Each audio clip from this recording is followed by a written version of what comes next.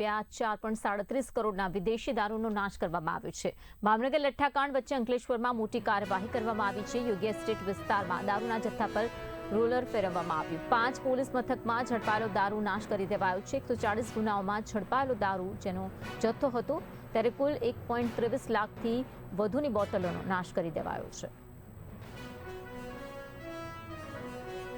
તથા એસપી ભરૂચ સાહેબની સૂચના અન્વયે આજરોજ અંકલેશ્વર ડિવિઝનના 5 પોલીસ સ્ટેશનના 140 જેટલા ગુનાઓના પ્રોહિબિશનના મુદ્દામાલ જે છે જેની કિંમત લગભગ 4 કરોડ 37 લાખ જેટલી થવા પામે છે, જેમાં અંદાજે 1 લાખ જેટલી પ્રોહિબિટેડની લીકરની જે બોટલ્સ છે તેનો મુદ્દામાલનો નાશ કરવાનો કાર્યવાહી હાથ ધરવામાં આવી હતી।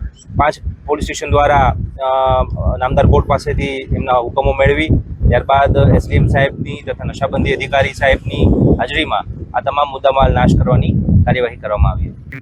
21 ઓગસ્ટના રોજ અંકલેશ્વર સબ ડિવિઝનમાં સમાવેશ 5 પોલીસ સ્ટેશનોનો 4 કરોડના મુદ્દામાલના નાશની પ્રક્રિયા હાથ ધરવામાં આવેલ છે, જેમાં excise department, police department, revenue તમામ હાજર રહી અને આ પ્રક્રિયા હાથ ધરેલ છે।